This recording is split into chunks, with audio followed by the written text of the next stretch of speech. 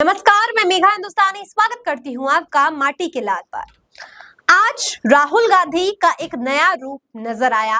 राहुल गांधी संसद में पहुंचने से पहले अपना भाई का कर्तव्य एक सहज रूप, सहनशीलता और बहुत ही प्रेम स्नेह का एक नए अंदाज में राहुल गांधी नजर आए।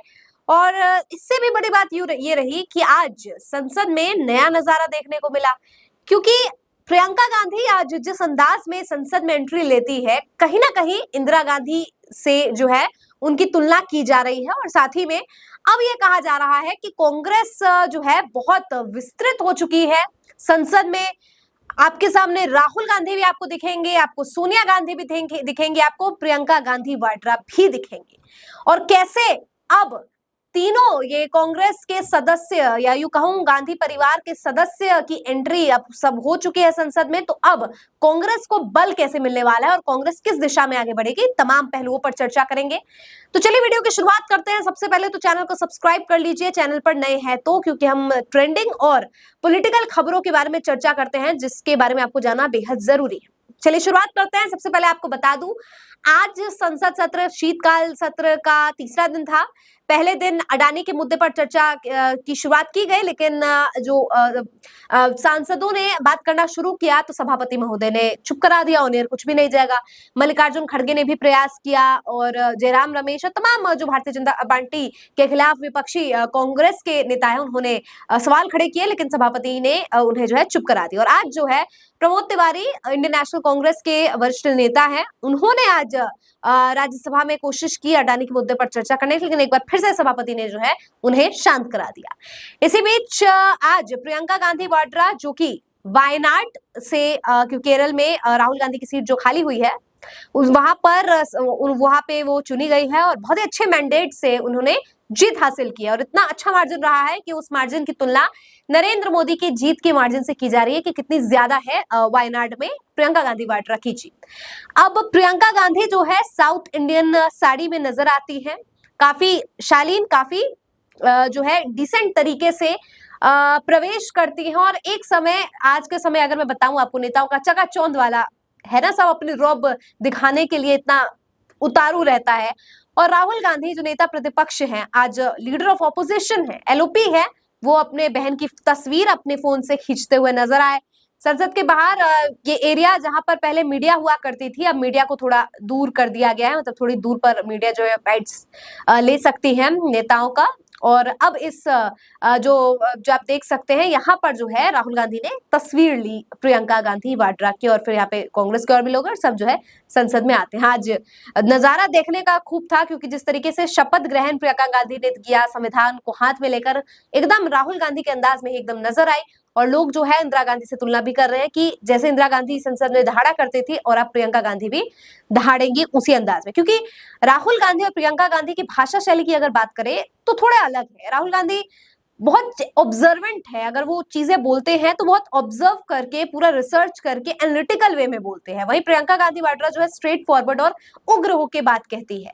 अगर राहुल गांधी जो है बातों को एक्सप्लेन और थोड़ा लॉजिकल और थोड़ा इमेजिनेटिव वे में कहते हैं, फिलोसफिकल अंदाज में, तो वहीं प्रियंका गांधी की भाषा शैली जो है वो लोगों से टच होती है, इमोशनल अपील करती है और लोग काफी ज्यादा उनसे इस इमोशनल वे में जुड़ते हैं। वही राहुल गांधी से लोग जो है इंटेलेक्चुअल, थोड़े दिमाग स्तर पर जुड़ते हैं। अब कहने का मतलब है दोस्तों कि हमेशा से अगर इमोशनल की बात करूं तो प्रधानमंत्री नरेंद्र मोदी कभी अपने आप को चाय वाला कह के, कभी अपनी अलग अलग अंदाज में जो है सिंपैथी लेने का काम करते हैं, तो उसी तर्ज पर प्रियंका गांधी भी उन्हें टक्कर देती है और उन्हें याद कराती है उनके काम। या अगर लोकसभा चुनाव में प्रधानमंत्री मोदी की जुबान फिसली है तो प्रियंका गांधी ने उन्हें जो है सबक भी सिखाया है, उनको वापस पलटवार भी किया है, जवाब भी बखूबी दिया है, शहादत अपने दादी पिता की भी याद दिलाई है। तो ये पूरा का पूरा अब देखने को मिलेगा, क्योंकि पहले तो हमें ऐसा दिखता था ना कि प्रियंका गांधी जो है वो राहुल गांधी की बहन ने जवाब दिया प्रधानमंत्री मोदी को। अब वायनाड की नई सांसद प्रियंका गांधी वाड्रा जो है वो जवाब देंगे, और ये केवल चुनावी प्रचार तक नहीं होगा, अब ये संसद में होने वाला है। तो आगे आने वाले समय में देखना होगा कि कितना रोचक बहस होगी और किस ढंग से जो है अब कांग्रेस को विस्तार मिलेगा। काफी सशक्त तो हो ही गई है, सोनिया गांधी, राहुल गांधी, प्रियंका गांधी सब गांधी परिवार से अब है संसद में, तो कांग्रेस काफी ज्यादा मजबूत नजर आ रही है। चलिए, ये तो वीडियो का पहला पार्ट था। वीडियो के दूसरे पार्ट में अब चर्चा करते हैं, महाराष्ट्र जैसा खेला क्या दिल्ली में होने वाला है। बड़ी बात है, आतिशी मार्लिना मौजूदा मुख्यमंत्री आम आदमी पार्टी की दिल्ली में, उन्होंने ये बात का खुलासा किया है प्रेस कॉन्फ्रेंस करके कि महाराष्ट्र की तर्ज पर दिल्ली में भी कुछ बड़ा खेला करने का प्रयास किया जा रहा है। बहुत से पुलिस फोर्स जो है उनका तबादला किया जा रहा है, बहुत से आरओ ऑफिसर्स जो हैं और अलग अलग पदों पर जो लोग हैं और उनको जो है ट्रांसफर किया जा रहा है, उन लोग की नियुक्ति की जा रही है। उनको साथ में बकायदा फाइल और बकायदा उन लोगों की लिस्ट भी थमाए जा रहे हैं जिन्हें वोटर लिस्ट से हटाना है, जिनके वोट काउंट होने हैं, जिनको वोट नहीं दिया जाएगा। ये तमाम तरीके की चालसाजी आतिशी मार्लिना ने खुलासा किया है। आरोप लगा रही है कि भारतीय जनता पार्टी कर रही है, और अगर किसी को एसएमएस आता है, किसी को कॉल आती है, कोई किसी को किसी भी ढंग से मीटिंग के बारे में पता चलता है, कोई गुप्त मीटिंग है, कोई पब्लिक मीटिंग है जिसमें भारतीय जनता पार्टी क्योंकि तबादले तो करा रही है और इसमें शास्त्र करा रही है कि वोटर्स को हटा दिया जाए, तो फिर वो डायरेक्ट जो है आतिशी से संपर्क करे। ये पूरा का पूरा खुलासा यहाँ पर किया जा रहा है। वहीं तीसरी तरफ अगर मैं वीडियो की तीसरी पार्ट जो है वो नीतीश कुमार पर है। देखिए, बिहार में भी चुनाव होने हैं, तो केवल दिल्ली की बात नहीं, बिहार की भी बात होगी। दिल्ली से लेकर बिहार तक क्या कुछ चल रहा है, संसद से दिल्ली तक पहुंचे, अब दिल्ली से बिहार में देख लीजिए। नीतीश कुमार ने इशारों में तेजस्वी से हाल पूछा संसद में, तो तेजस्वी यादव से जब मीडिया ने पूछा कि ये इशारा क्या कर रहे थे, सम्राट चौधरी भी देखते रह गए कि नीतीश कुमार क्या इशारा कर रहे हैं तेजस्वी यादव को, और तेजस्वी यादव ने मीडिया से कहा कि इशारा कर रहे हैं, समझने वाले समझ गए होंगे।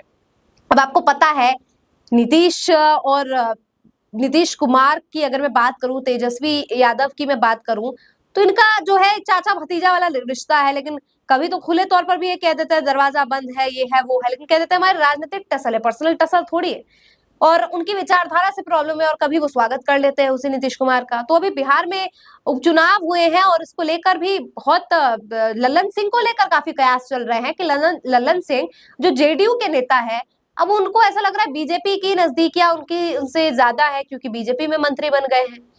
तो खेला तो कहीं ना कुछ खिचड़ी तो पक रही है। वो आगे आगे जैसे चुनाव आते जाएंगे पास, सब कुछ क्लियर होते जाएगा। लेकिन हलचल बिहार में भी हो रही है, हलचल दिल्ली में भी हो रही है, और इन दोनों से ज्यादा हलचल अब संसद में होने वाली है। विपक्ष क्या कुछ करने वाला है, आगे आने वाले संसद सत्र के दिनों में देखा जाएगा।